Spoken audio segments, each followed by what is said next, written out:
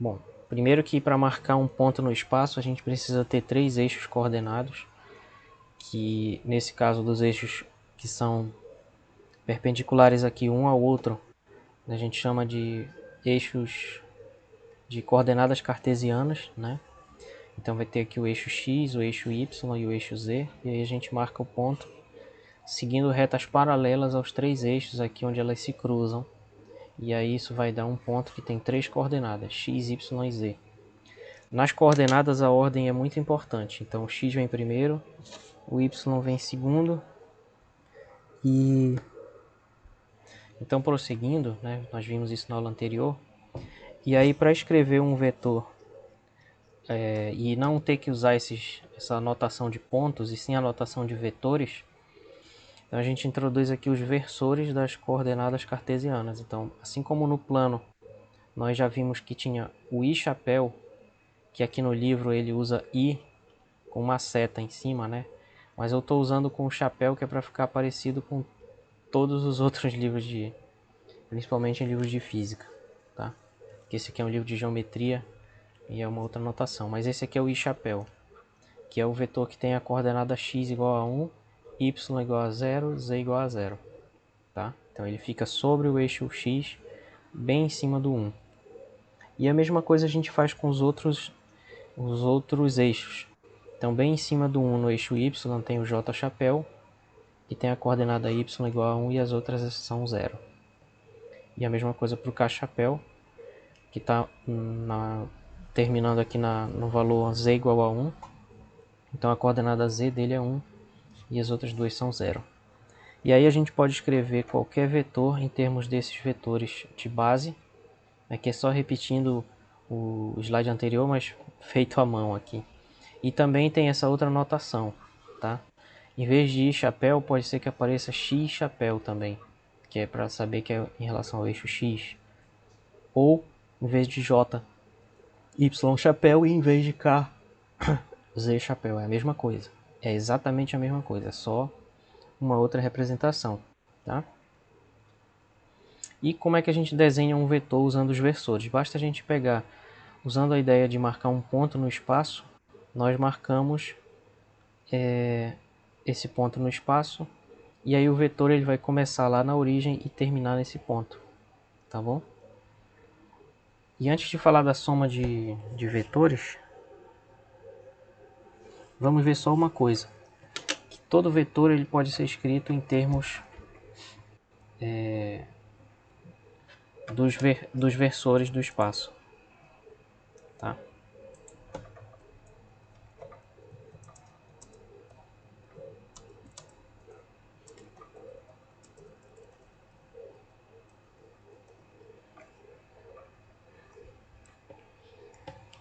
Certo?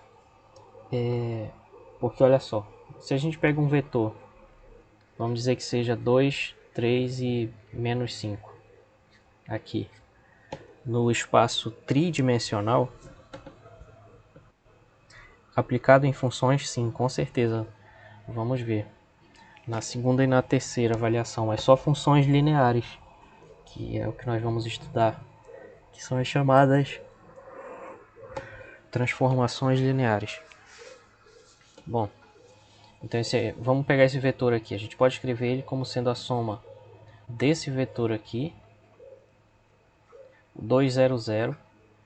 Vou escrever embaixo para ficar mais claro o que eu quero dizer. A gente pode escrever isso como a soma do vetor 2, 0, 0, com o vetor 0, 3 e menos 5, com o vetor 0, 0, 0, 3 e 0 aqui, e 0, 0 e menos 5. Então a gente pode separar cada coordenada num vetor de modo que as outras sejam nulas. A gente pode fazer isso. Por quê? Porque a soma aqui no espaço é igual à soma do plano. Pode, claro, quando tiver qualquer dúvida é só falar assim. Quer falar agora? Diga lá. Não, não, professor, é só pra me saber mesmo, só pra me ficar atento, beleza? Obrigado. Tá bom. Ok. Então, da mesma forma que a gente fez lá no plano, a gente pode fazer aqui. Pode separar cada um aqui e as outras coordenadas vão ser 0. que é como se a gente pudesse somar assim, ó. Cada um tem o seu lugar, é tipo a soma de números que a gente aprende lá no ensino fundamental, né? Que cada um tem a sua casa decimal, é tipo isso, entendeu? Aí a gente pode somar casa decimal a casa decimal aqui, que no caso são coordenadas, é outra coisa. Então fica 2 mais 0 dá 2, 0 mais 3 mais 0 dá 3, 0 mais 0 menos 5 dá o meu vetor V, que estava lá, certo? Mais ou menos assim. Então, beleza. E a gente pode botar os escalares aqui em evidência. Então isso fica 2 vezes 1, 0, 0, mais 3 vezes 0, 1, 0. Por quê? Porque a multiplicação por escalar, como a gente vai ver daqui a pouco, que eu deveria ter falado, na verdade deveria estar falando isso depois, mas eu já comecei, então eu não quero bagunçar ainda mais. E a gente pode botar o menos 5 em evidência vezes 001. Então olha só quem apareceu aí. Esse aqui é o nosso amigo I Chapéu, esse aqui é o J Chapéu e esse aqui é o K Chapéu. Então a gente pode escrever esse vetor como sendo 2i mais 3j menos 5k. A gente vai preferir escrever desse jeito porque assim fica mais fácil de operar, mais intuitivo, né? Então, resumindo, se fosse um vetor qualquer v igual a as coordenadas x, y e z, isso é a mesma coisa que dizer que ele é x e chapéu mais yj chapéu mais ek chapéu. São duas maneiras diferentes de representar o mesmo vetor, usando a notação de coordenadas de uma tripla ordenada, que não é na verdade um par ordenado, mas uma tripla ordenada, ou a notação dos versores, xi mais yj mais ek. E o vetor nulo aqui no espaço, ele vai ser aquele ponto que na verdade é a origem, cujas três coordenadas são 0, ou 0i mais 0j mais 0k, certo? Esse é o vetor nulo. E a soma de vetores no espaço, ela vai seguir a mesma ideia.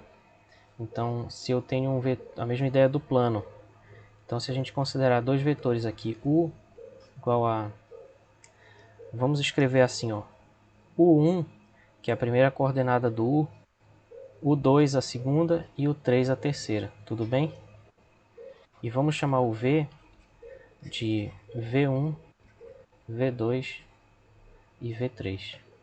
Então a soma de vetores ela vai ser exatamente igual à soma de vetores no plano. Aqui no espaço vai ser igual ao do plano. Então a soma dos vetores u mais v, ela vai ser simplesmente, eu vou somar componente a componente, que nem eu falei ainda agora para vocês, como se a gente pudesse passar um traço de mais aqui.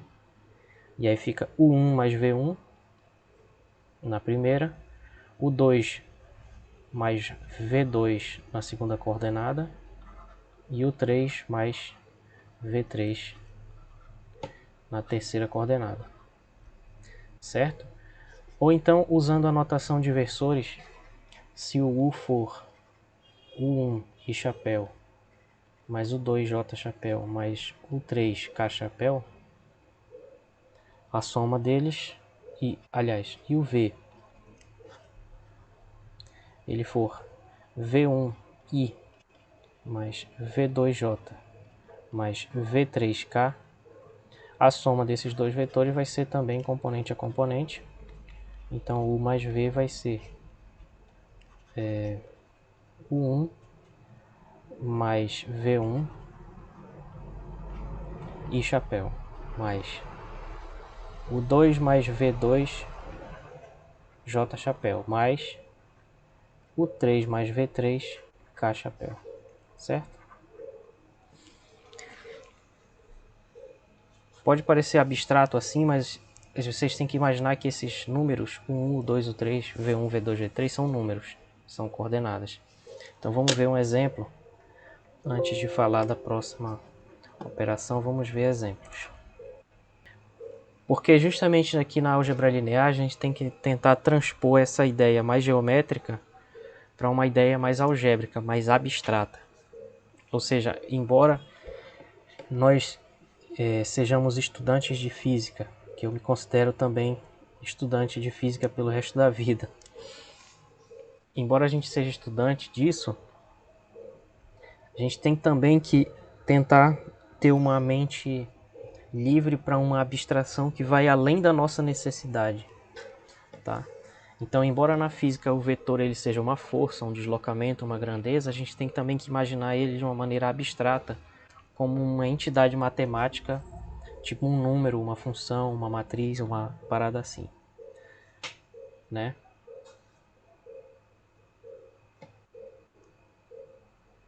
Sim, sim, entendi sua dúvida melhor agora.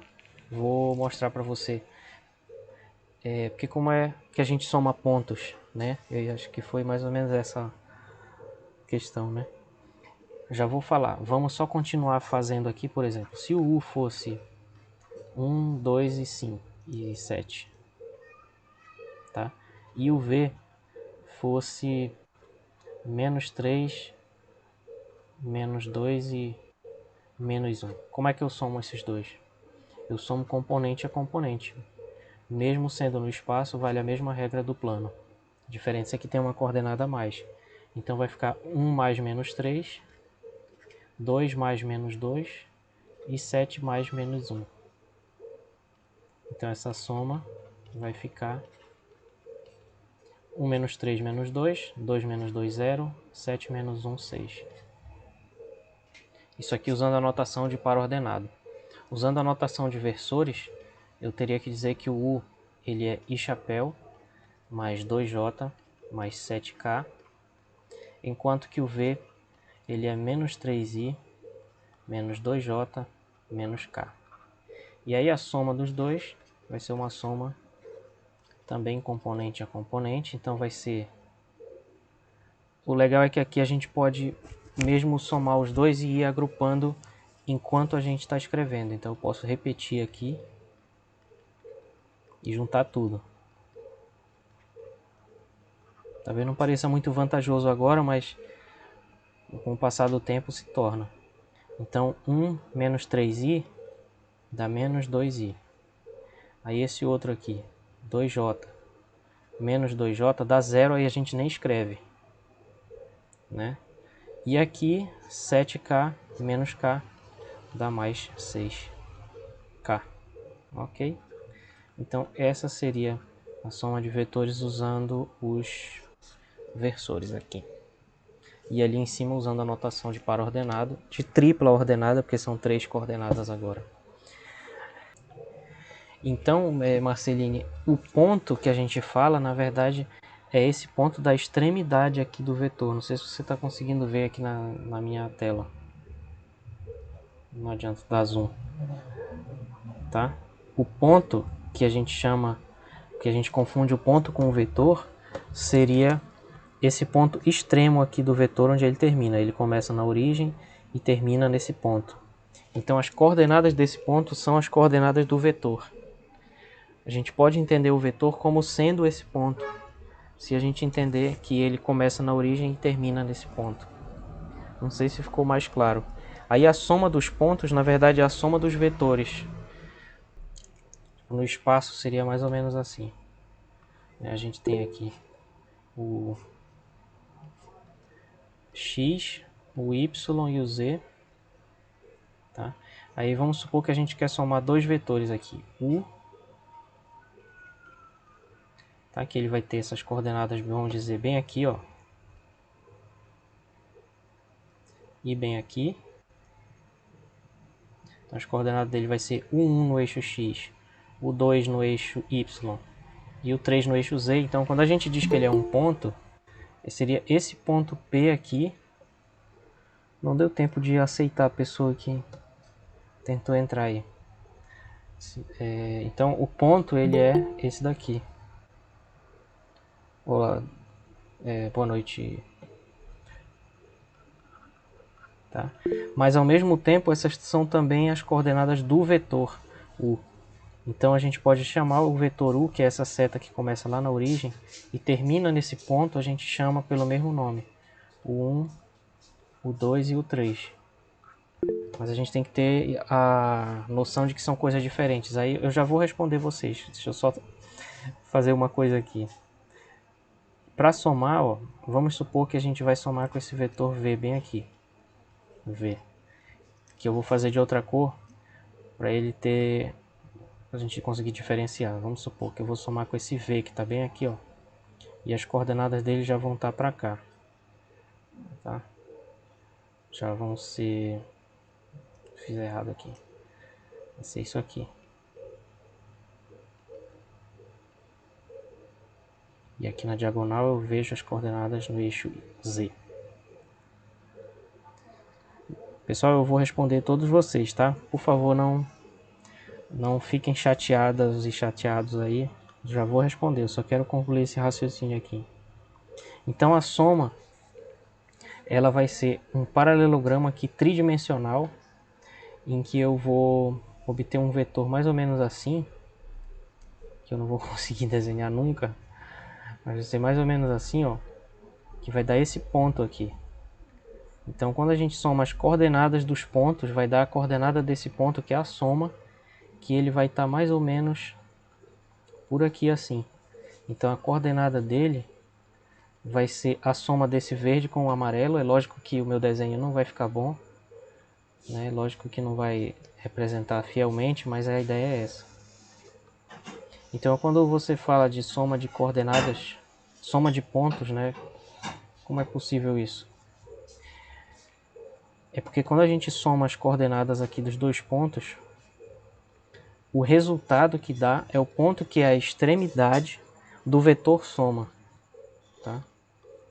Então não é que a gente esteja somando pontos, é que quando a gente pega bem aqui o ponto da extremidade do vetor U e o ponto da extremidade do vetor V, e a gente soma as coordenadas dos dois, dá as coordenadas desse ponto que é a extremidade do vetor soma. Tá? Eu não sei se eu consegui ser claro. Valeu. Vamos lá, pessoal. Tem algumas pessoas que queriam perguntar. Acho que quem estava na fila aí era o Emerson. Diga lá. Desistiu? Cansou? Ô, professor, Tô lhe ouvindo. como ficaria a representação de um plano complexo, as coordenadas? Tá falando de... Peraí, de um número complexo ou de um vetor com coordenadas que são números complexos? Com números complexos. Exatamente isso. É aí que entra a importância da álgebra. Não tem como fazer um desenho. Porque esse desenho teria, Tá. teria 6 dimensões, Ih, rapaz. Então deixa pra lá. né? O desenho teria 6 dimensões. Aí por isso que a gente usa a álgebra. Mas, na verdade, não dimensão no sentido que a gente vai estudar aqui, mas no sentido do desenho. Seria um vetor complexo. Isso existe e isso é importante também, tá? Ah, Mas eu acho que eu não vou falar, não, é. porque Tudo na álgebra, a gente vai estudar isso na segunda avaliação, mas na álgebra a gente tem escalares e vetores. Boa noite, Anderson. Então, todas as propriedades que a gente usar usando números reais vão ser válidas para números complexos, porque eles são escalares. Os dois têm a mesma... tá na mesma hierarquia, digamos assim, de escalares. Então a diferença vai ser pouca. A diferença vai se manifestar mais no produto interno, que é a generalização do produto escalar que a gente vai estudar semana que vem. A gente pode escrever o vetor fora da origem, mas aí ele vai ser a diferença entre dois pontos. É como se a gente fizesse uma translação. Lá no livro ele fala muito sobre isso, e eu não falei porque não vai dar tempo de falar tudo, mas poderia ser também. Então seria mais ou menos essa ideia da soma de vetores. A questão é que quando a gente pega dois vetores, esses dois vetores formam um plano. Então no fundo a soma deles vai estar sempre com a mesma ideia lá da soma de vetores no plano. Seria esse aqui o U, esse aqui o V, e essa aqui é a soma deles. Alguém levantou a mão? Pode falar. Professor, eu queria Oi. saber se eu posso considerar que cada um desses 3 pontos possa ser um vetor no plano ou é errado.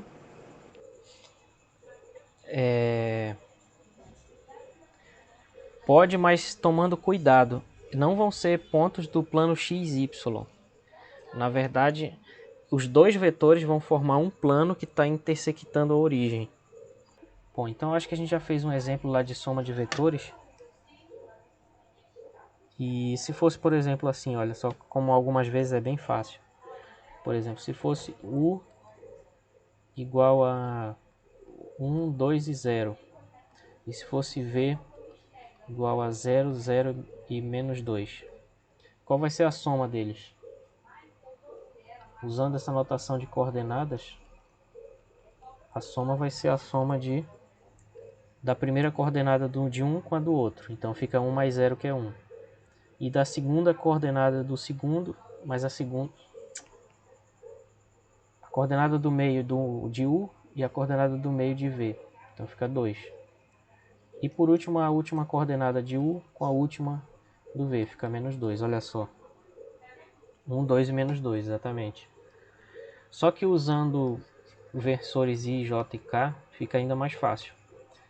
Porque o vetor U ele vai ser I mais 2J. E o vetor V vai ser menos 2K. Então qual é a soma? U mais V vai ser U, que é I mais 2J, mais o V, que é menos 2K. Aí pronto, já somei. Então só juntei tudo. Beleza? Então fica aí mais um exemplo de soma de vetores. Uma das propriedades interessantes que a gente poderia comentar é, por exemplo, o seguinte. Que... Professor? Oi. Esse U e J e K aí é pra ajudar a gente, é mais fácil por esse lado ou pela soma de cima que tá anotada de verde? Não entendi a última frase que tu falou. É o de cima o quê?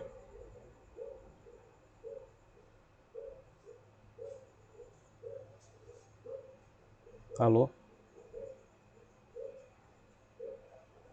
Cadê tu? Não entendi.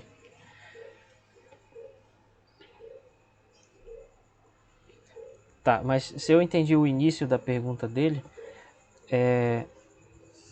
a questão é que são duas maneiras de escrever a mesma coisa, só que na física a gente praticamente só usa isso aqui sempre. Sempre. Então eu estou ensinando as duas para que vocês consigam entender o livro que a gente vai usar, mas ao mesmo tempo consigam aplicar isso depois. Certo? Então, professor, então no Oi. caso são dois caminhos que existe para resolver esse problema. Pode-se dizer que sim, mas na verdade é um caminho só, escrito de duas formas diferentes. Porque na verdade a estrutura das duas coisas é a mesma. São só duas maneiras diferentes de visualizar e de escrever a mesma coisa. Que é importante ter em mente as duas. Ah, tá. Mesmo que o senhor não entendeu a pergunta, mas respondeu. Deu pra entender bacana. Pode Ah, prosseguir, obrigado. tá ok. Então tem algumas propriedades, por exemplo. A soma ela é comutativa. Então se eu somar U mais V é a mesma coisa que somar V mais U. Isso é uma coisa que vocês podem verificar pegando dois vetores genéricos e somando. Tá? E também a soma do vetor nulo com qualquer vetor vai dar o mesmo vetor. Então é a mesma propriedade que vale para números. Tipo, o número 0 somado com qualquer número dá esse número não nulo aí. E assim por diante, também vale a associatividade, ou seja, se eu estiver somando três vetores, tanto faz se eu somar primeiro esses dois últimos aqui e depois somar com o primeiro lá, ou se eu somar o primeiro com o segundo e depois somar o terceiro. Então o nome disso é associatividade. Beleza? São só algumas propriedades aqui que nós vamos voltar a ver no futuro, mas que eu já estou comentando aqui. Essa daqui é a comutatividade.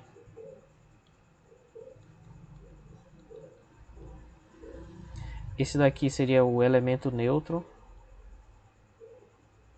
O elemento zero também poderia se chamar. Na verdade, é a existência do zero, na verdade. A existência do elemento neutro. E aqui a associatividade. Uma palavra boa para ir no soletrando. Associatividade. Tá? Beleza. A multiplicação por escalar, ela vai seguir a seguinte regra. Um número escalar vezes um vetor, como é que a gente vai calcular? Né? Sendo lambda um escalar. Escalar é o que não é vetor. Grosso modo. Escalar, que nesse caso vamos supor que é um número real. Tá? E isso daqui um vetor no espaço. Como é que a gente efetua isso? Vai ser muito parecido com o que nós fizemos no plano. Então, se esse vetor U ele tivesse as coordenadas aqui, ó, o 1, o 2 e o 3, lambda vezes U vai ser o vetor cujas coordenadas são lambda U1, lambda U2 e lambda U3. Tá? Ou então, usando a notação... Na verdade, isso aqui não é só uma notação. Nós vamos ver depois que o I, o J e o K eles têm uma importância também algébrica, porque eles vão ser a base do espaço. Depois a gente vai entender o que diabo é base. Bom, então usando a notação de I, J e K, eu não estou entendendo que língua vocês estão falando aí nessas mensagens. Então, usando a notação de J e K, pegando um vetor genérico U, que seja U1i mais U2j mais U3k, o produto escalar o produto pelo escalar lambda, é por definição isso aqui. Lambda U1 vezes I chapéu, mais lambda U2, J chapéu, mais lambda U3 vezes K chapéu. Então é assim que a gente efetua a multiplicação por escalar, escrito na notação aqui de tripla ordenada. Toda vez o meu cérebro fica dizendo para eu falar tripa, mas é tripla, tá? Tripla ordenada aqui. Vejamos uns exemplos aqui de multiplicação por escalar.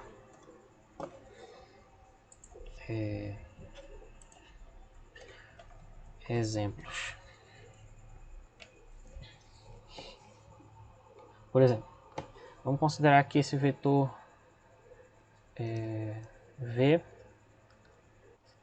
igual aqui a menos 1 π e 12. E vamos multiplicar ele por um escalar que vai ser o escalar meio. Lambda igual a meio. Como é que a gente calcula lambda vezes V? Escalar vezes vetor. Tá? Oh, caramba. Como é que a gente calcula isso? Então, a gente poderia fazer assim, ó.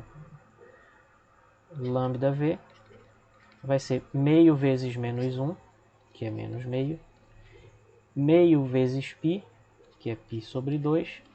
E meio vezes 12, que é 6. Tá? Então a gente poderia fazer isso. Usando a notação de versores, esse vetor V seria menos I chapéu mais πj mais 12k. Então, lambda vezes V seria meio V, que vai ser então menos meio I. Aí eu distribuo, que nem a gente viu aqui na regra. Ó. O lambda vai aparecer em cada coordenadazinha. Tá? Então fica menos meio I chapéu mais π sobre 2j mais 12k sobre 2, que é 6. Beleza, pessoal? Ficou claro aí?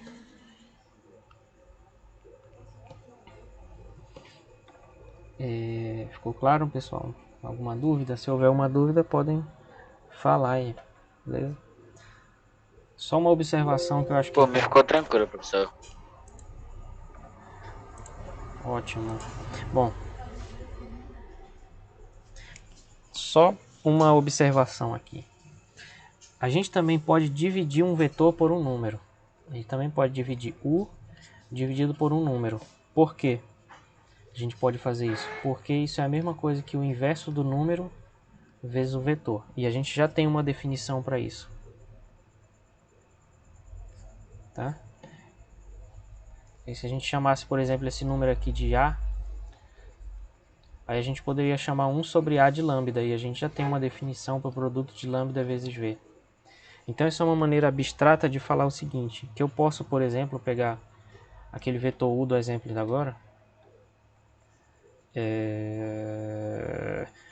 menos 1 π 12, a gente pode pegar o exemplo aqui, chamei de V, né? Agora bagunçou, isso aqui tem que ser V também. Então eu posso pegar aquele V do exemplo anterior, que era menos 1 π e 12, ou eu poderia escrever também como menos I mais πj mais 12k, e eu posso fazer a pergunta assim, quanto é V dividido por 2, tá? E aí eu simplesmente divido componente a componente e vai dar a mesma coisa, vai dar menos meio I mais π sobre 2j mais 6k, certo? Posso dividir pelo número que eu quiser, vocês só tem que ter em mente que não daria para fazer isso aqui, 2 dividido por V. Não existe, tá? Infelizmente não dá. Tá bom? Bom, e aí a definição do que é um vetor paralelo ou não, eu esqueci de falar uma coisa muito importante quando a gente estudou isso lá no plano, que é o seguinte: um vetor é paralelo ao outro, um vetor V é paralelo a um vetor U quando existe um escalar, no nosso caso um número real,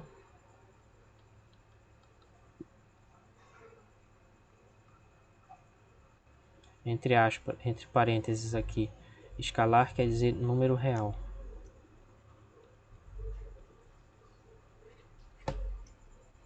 Tal que um é múltiplo do outro. Então vetores eles são paralelos somente quando um vetor é múltiplo do outro. Somente quando V existe um escalar, vamos chamar esse escalar de lambda, tal que V é igual a lambda U. Então um vetor ele só é paralelo ao outro quando ele é múltiplo do outro.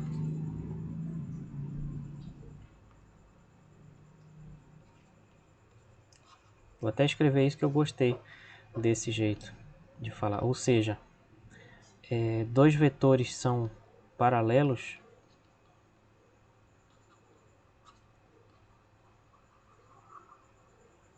paralelos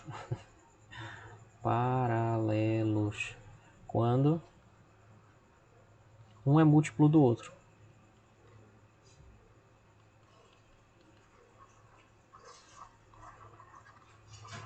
Certo? Farelo é. Somente quando um é múltiplo do outro é que eles vão ser paralelos. Então, se a gente poderia exemplificar isso da seguinte maneira.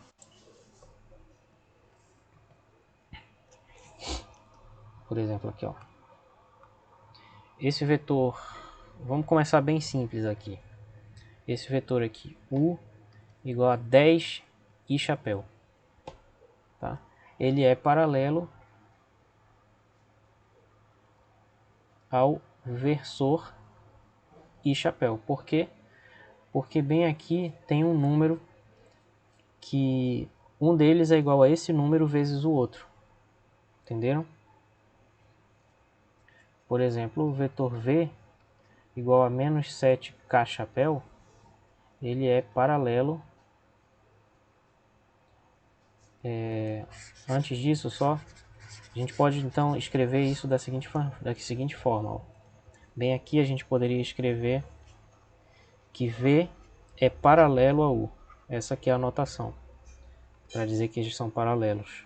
A gente coloca essas duas barras deitadas aí. V paralelo a U. Então bem aqui a gente poderia dizer que U é paralelo a I chapéu, ok? Se a gente pensar agora num vetor V igual a menos 7K chapéu, ele é paralelo também ao versor. Lembrando que o versor é um vetor também, né? A única diferença é que ele é unitário e está no eixo. Ao versor K. Então a gente poderia dizer que esse vetor V ele é paralelo ao versor K. Agora, se a gente pegasse um vetor W aqui, igual a 1, 2 e 3, né? Ele é paralelo, não vamos dizer assim, 4, 8 e 12. Ele é paralelo ao vetor, vamos chamar de x, ao vetor x igual a 1, 2 e 3. Por quê?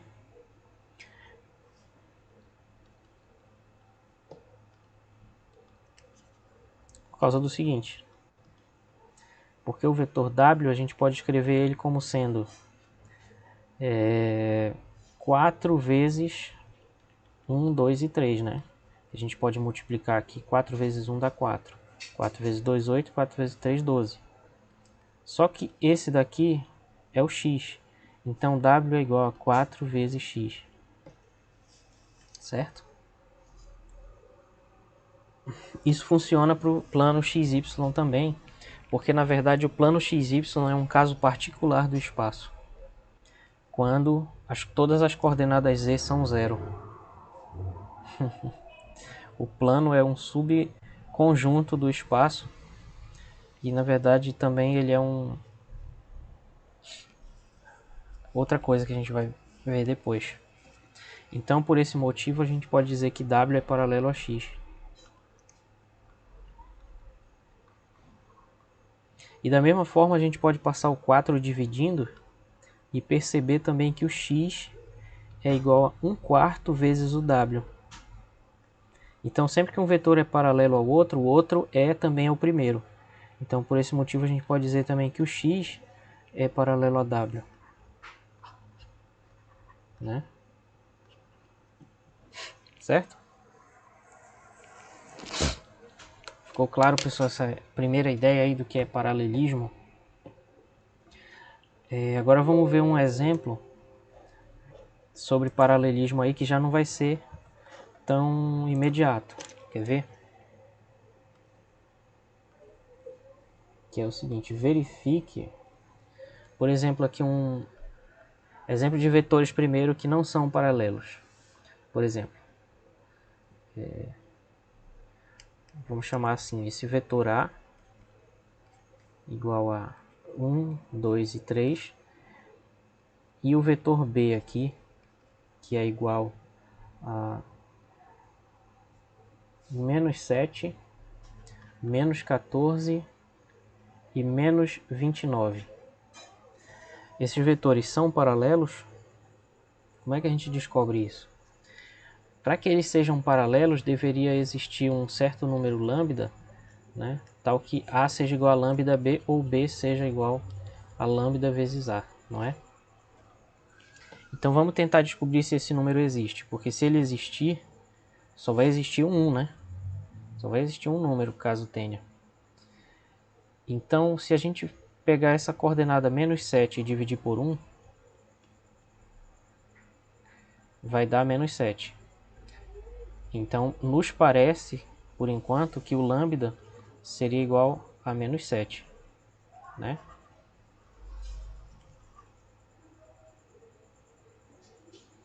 Mas vamos fazer a mesma coisa para a segunda coordenada. Pegar o menos 14 e dividir por 2.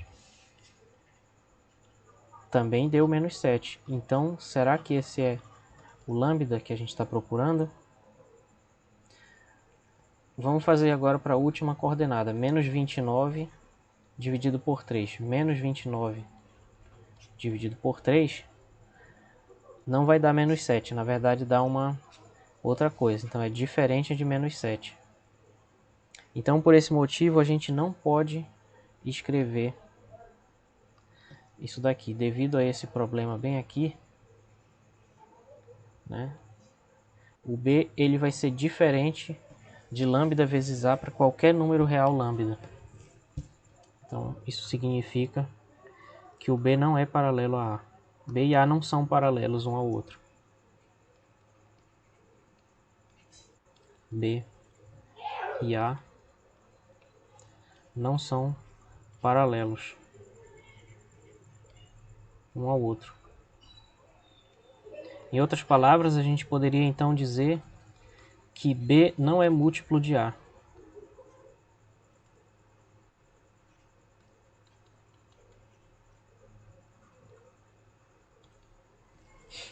Né? B não é múltiplo de A. Bom, então vamos imaginar aqui que a gente tem um vetor genérico. O que quer dizer um vetor genérico? Um vetor qualquer, tá? Que tem a sua extremidade aqui no ponto P. Na verdade não precisa dessa bolinha. Tem a sua extremidade aqui no ponto P. Então vamos dizer que aqui no eixo X a coordenada dele vai ser o X aqui, ou U1, vamos chamar de U1. No eixo Y vamos chamar de U2 a coordenada dele. E no eixo Z, U3, tá? Que vai ser justamente essas distâncias. O 1 vai ser esse tamanho tracejado aqui, o 2 este e o 3 este aqui.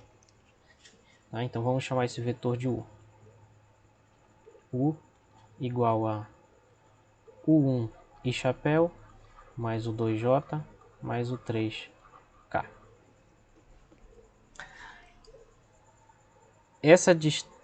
O módulo desse vetor vai ser o comprimento dele, vai ser a mesma coisa.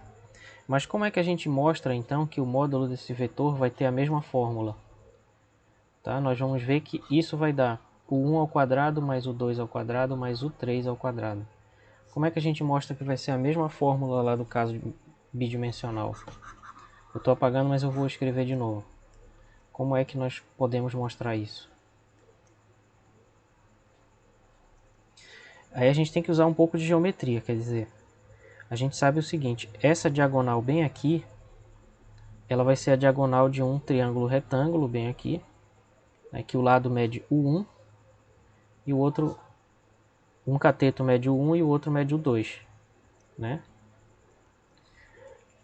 Então bem aqui vai ser um número que nós vamos chamar de x aqui,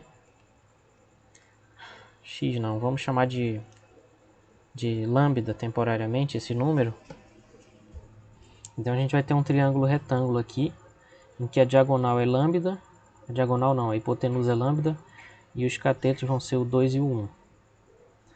Então pelo teorema de Pitágoras, esse lambda quadrado vai ser isso aqui. O 1 quadrado mais o 2 ao quadrado. E a gente guarda isso.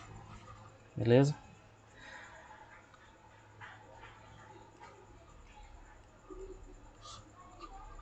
Ok.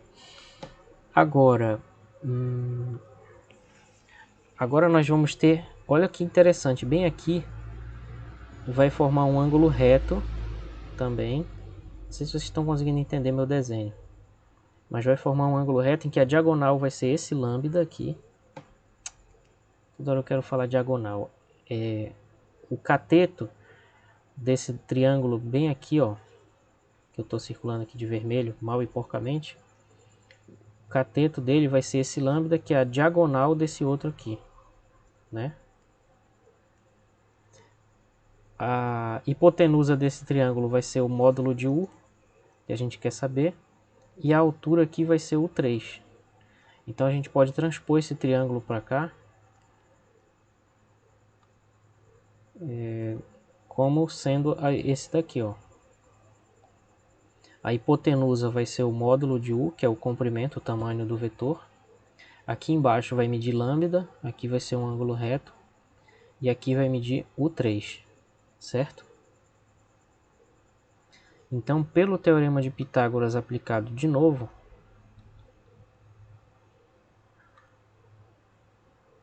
não sei nem que cor usar. Pelo teorema de Pitágoras aplicado de novo, né, o quadrado da hipotenusa, que é o módulo de U, vai ser a soma dos quadrados dos catetos, sendo que um cateto mede lambda, então é lambda ao quadrado. E só vocês estão me ouvindo aí? Tá tudo bem? Alô? Então, né? Tá. É que às vezes o pessoal fica muito em silêncio e eu fico pensando, será que caiu a internet? Eu tô falando sozinho há meia hora. Mas não dessa vez, né? Então, aplicando o teorema de Pitágoras aqui, o quadrado da hipotenusa vai ser o módulo de U ao quadrado. Vai ser a soma dos quadrados dos catetos. Então vai ser lambda ao quadrado mais o 3 ao quadrado. Só que, usando o resultado ali de cima, o lambda quadrado é isso aqui. Então substituindo aqui de novo, o módulo de U ao quadrado vai ser lambda quadrado, que é isso aqui, somado com o que já tinha aqui, que era o 3 ao quadrado. Então o módulo de U vai ser a raiz disso. Por definição, a gente vai escolher a raiz positiva. Então o módulo de U vai ser a raiz quadrada de U1 ao quadrado mais U2 ao quadrado mais U3 ao quadrado. Essa é a fórmula do módulo de um vetor tridimensional. E a justificativa está nessa geometria aí desses triângulos que nós acabamos de ver. Beleza, pessoal? Então vejam que a fórmula é muito parecida com a do plano, apenas tem mais um termo que é mais a terceira coordenada ao quadrado, beleza? Vamos ver um exemplo. Primeiro aqui, calcule o módulo desse vetor U igual a menos 5i mais 2j menos k. Bom, o módulo desse vetor vai ser a raiz quadrada. Aí eu elevo ao quadrado a primeira coordenada, que é menos 5. Como é negativo, eu vou botar entre parênteses. Elevo ao quadrado a segunda, que é 2. E a terceira, que é menos 1. E aí eu tiro a raiz. Então, menos 5 ao quadrado, 25. 2 ao quadrado, 4. Menos 1 ao quadrado, 1. Então, isso vai dar 30. Então, o módulo de U é raiz de 30. Tá bom assim. Deste jeito. Tá bom. Vamos ver outro exemplo. Calcule o módulo desse vetor aqui, o V, que ele é igual a menos 3i mais 10k. Aí vamos colocar assim, menos 6i mais 8k, que aí vai dar um número mais interessante. E agora, como é que a gente faz? Se não está aparecendo o j, é porque invisível aqui tem mais 0j. Quer dizer que a coordenada y desse vetor é nula. Tá? Então a gente imagina só isso aqui na nossa cabeça e substitui. Então o módulo de V vai ser raiz quadrada, quadrado da componente x. Esse aqui, essa parte não precisa fazer, mas eu estou fazendo só para vocês verem que de fato é a mesma fórmula, porém a coordenada y aqui é 0, tá? Mais a coordenada z, que é 8 ao quadrado. Ok? Então o módulo de V vai ser menos 6 ao quadrado, 36, 8 ao quadrado, 64. Então fica a raiz quadrada de 36 mais 64, 100. Então o módulo de U igual a 10. E a unidade vai depender do que a gente estiver trabalhando, né? Então vão ser 10 unidades de comprimento, sendo a mesma unidade de comprimento das componentes lá. Certo, pessoal? Alguma dúvida aí?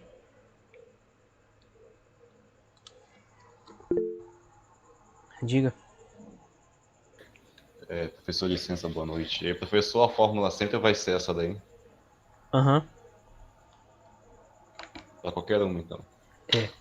É porque, apesar da gente ter colocado esse vetor aí nessa região em que tudo é positivo, que seria o primeiro octante, como diz lá no livro, essa fórmula vale para qualquer um, porque a gente poderia fazer isso mais 7 vezes em cada um das outras posições possíveis, e em todas elas vai dar a mesma fórmula. Então essa fórmula ela vale para calcular o módulo de qualquer vetor no espaço tridimensional. Tá bom, obrigado. Beleza.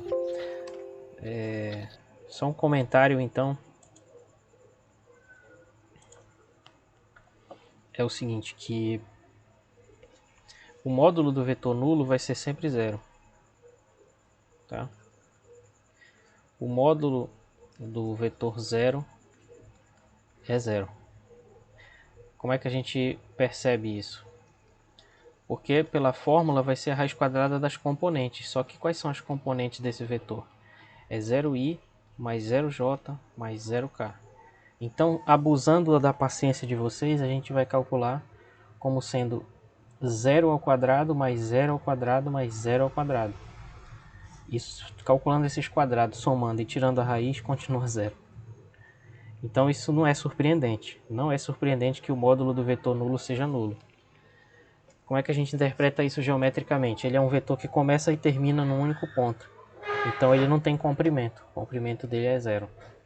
Mas uma coisa que talvez não seja surpreendente, principalmente em outros contextos, é que se o módulo de um vetor é zero,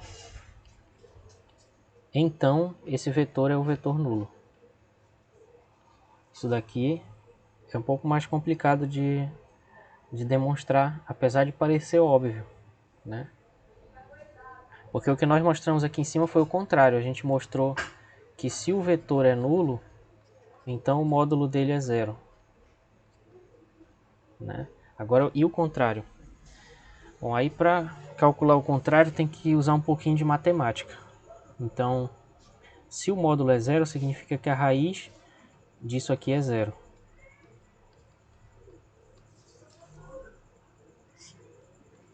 Elevando os dois membros ao quadrado, fica o 1 ao quadrado mais o 2 ao quadrado mais o 3 ao quadrado é igual a zero. Só que aí tem um teorema lá na aritmética dos números reais que diz que a soma de dois números, se a soma de dois números positivos dá zero, então os dois números são nulos. Então tem que usar uma coisa lá da aritmética. Vamos pensar um pouco. Ó. Se o quadrado deixa o número positivo, então o 1 ao quadrado é positivo. O 2 ao quadrado também e o 3 ao quadrado também. Então, se pelo menos um deles fosse diferente de zero, essa soma seria um número positivo. Como isso é falso, significa que todos eles são zero. Então, dessa igualdade, a gente conclui que o 1 é igual ao 2, igual ao 3, que é igual a zero. Da onde a gente conclui que o próprio vetor u é o vetor nulo. Então, resumindo, aqui no espaço vale uma propriedade interessante, que é o módulo de um vetor u é igual a zero se e somente se esse vetor é o próprio vetor nulo. Para quem não conhece esse símbolo significa se e somente se. É o símbolo da equivalência lógica. Significa que dizer que o módulo é zero é logicamente equivalente a dizer que o vetor é o vetor nulo. Certo, pessoal? Isso é uma propriedade importante para definir várias coisas aí em matemática. e física, né? Apesar dela à primeira vista parecer um tanto natural, quase óbvia, né? E existem outras propriedades do módulo que a gente não vai demonstrar, tá? Mas eu queria só comentar um pouco aqui sobre vetores unitários. Então, os vetores unitários, eles continuam sendo vetores que têm módulo 1. Então, se o módulo de um vetor é igual a 1, ele é um vetor unitário. Agora, os vetores unitários, eles moram não no círculo, mas na esfera tridimensional. Então, vai ter aqui ainda... Difícil de enxergar esse verde. Vai ter aqui o K-chapéu, o I-chapéu e o J. Mas esses são só os exemplos mais fáceis de ver. Qualquer vetor que venha acabar aqui na superfície da esfera vai ser um vetor unitário dessa esfera de raio 1. Tá? Então, por exemplo, esse vetor aqui é um vetor unitário. Menos 1 sobre raiz de 2i mais 0j mais 1 sobre raiz de 2k. Esse vetor é um vetor unitário, porque se eu calcular o módulo dele, fica raiz quadrada de menos 1 sobre raiz de 2 ao quadrado, mais 0 ao quadrado, mais 1 sobre raiz de 2 ao quadrado. E calculando isso, menos 1 sobre raiz de 2 ao quadrado dá meio. Ali o zero não influencia e aqui dá meio. Então fica a raiz de meio mais meio, que é a raiz de 1, que é 1. Então, de fato, esse vetor U é unitário. Certo, pessoal? Por que eles vão estar na esfera? Porque a esfera de raio 1 e centro na origem é o conjunto de todos os pontos que estão a uma distância igual a 1 do centro. E um vetor unitário é um vetor que tem um comprimento ou módulo igual a 1. Então isso significa que todo vetor unitário vai começar na origem e vai terminar nessa esfera de raio 1 aí. Certo? Eu não tenho ferramentas de animação para conseguir simular isso, mas a ideia é essa. Então vamos fazer alguns exercícios aqui que às vezes eu me iludo muito achando que eu vou fazer um monte de coisa. Verifique se são unitários os seguintes vetores. Esse vetor aqui que todas as coordenadas são 1.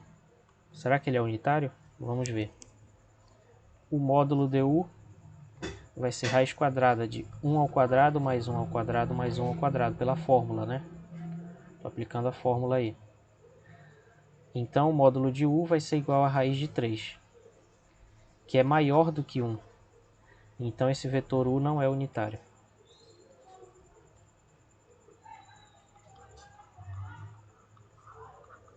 Certo? E quanto ao vetor v, será que ele é unitário? Vejamos. O módulo de v vai ser a raiz quadrada de 1 sobre raiz de 6 ao quadrado, mais 2 sobre raiz de 6 ao quadrado, mais 1 sobre raiz de 6 ao quadrado. Eita, conta grande. Então, esse primeiro aqui vai dar 1/6, né? Porque a raiz elevada ao quadrado dá o próprio número. O segundo vai dar 2 ao quadrado, que é 4. E o denominador é o mesmo, então vai ser 6 aqui. E o último ali, 1, também sobre 6. Então, vai dar... Em cima vai dar 1 mais 4 mais 1, que é 6, dividido por 6. Da raiz de 1, que é 1. Consequentemente, o vetor v é unitário. Então, contrariando a primeira ideia que a gente possa ter, um vetor cujas coordenadas são todas 1 não é unitário, porque o módulo dele vai ser raiz de 3. Certo? E agora, determine o valor de n para que o vetor v igual a n menos meio e 3/4 seja unitário. Como é que a gente faz isso? A gente calcula o módulo de v, que vai ser então a raiz quadrada da primeira componente de v ao quadrado mais a segunda ao quadrado mais a terceira ao quadrado, então vai ficar a raiz quadrada. A primeira componente é n, a segunda é menos meio e a terceira é 3/4. Tem uma criançada bastante animada aqui na minha rua. Estão brincando de pira-se-esconde. Então o módulo de V vai ficar n ao quadrado, meio ao quadrado vai dar 1/4. E o que, pelo incrível que pareça, aqui estão brincando também. É. Saudade, né? E o último ali vai ficar 3 ao quadrado é 9, 4 ao quadrado é 16. Para que o vetor seja unitário, o módulo dele vai ser igual a 1. Então, para satisfazer as condições da questão, 1 tem que ser igual a essa raiz aí.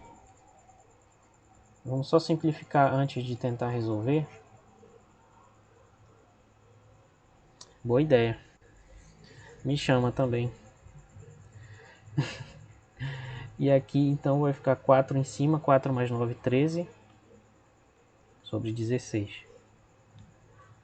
Então vamos resolver essa equação para descobrir quanto tem que ser o n para que esse vetor seja unitário. A gente vai elevar isso ao quadrado.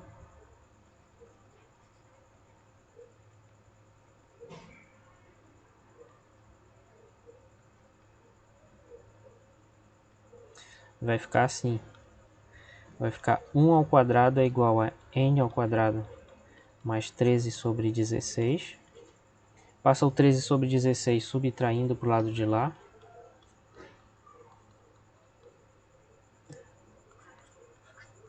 Então vai ficar 16 menos 13 em cima sobre 16 igual a n ao quadrado.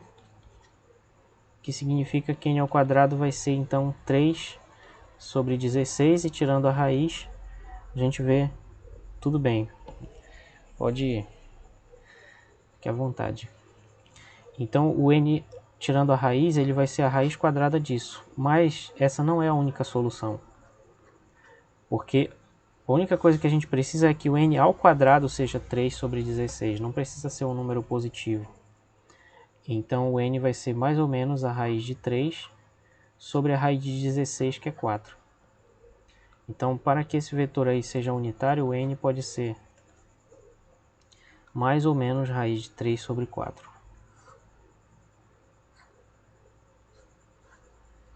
Certo?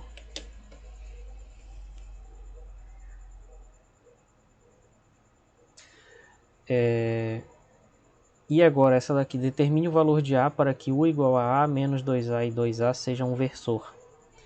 Versor é um vetor unitário, né? Vou só repetir isso, que eu não sei. Às vezes é difícil. Não precisa racionalizar nada aqui, nunca. Então versor é a mesma coisa que vetor unitário.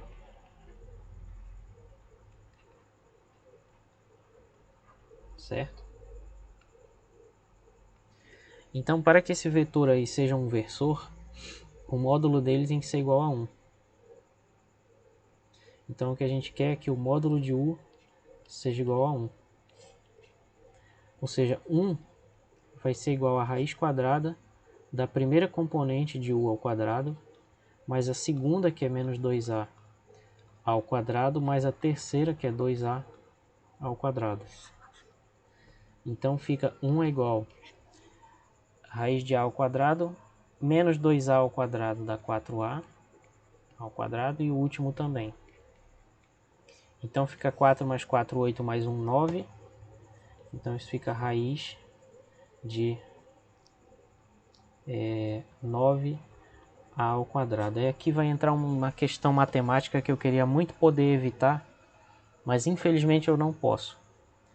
Essa raiz, ela vai ser raiz de 9 vezes raiz de A ao quadrado, né? Só que aí entra um detalhezinho matemático, que eu vou comentar bem aqui no cantinho.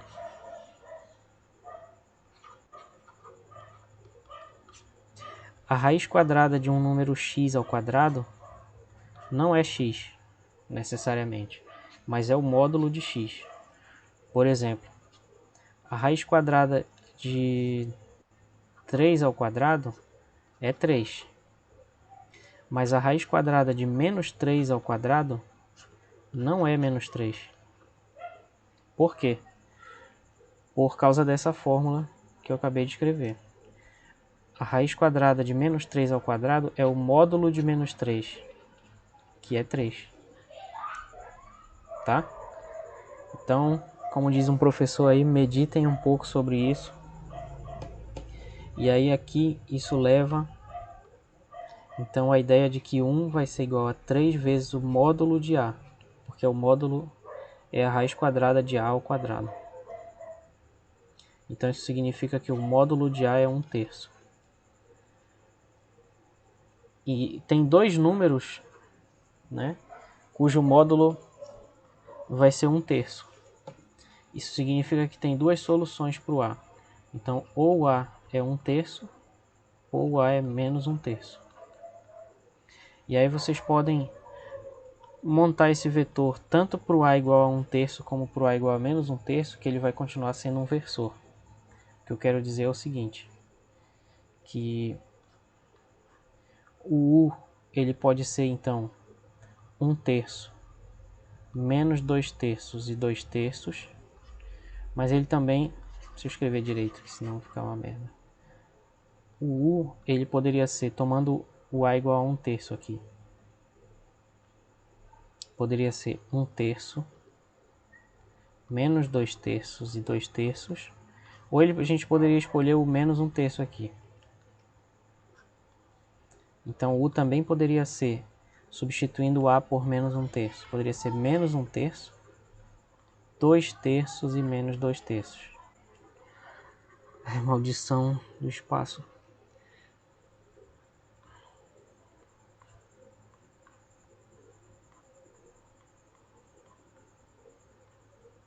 Essas duas soluções são válidas.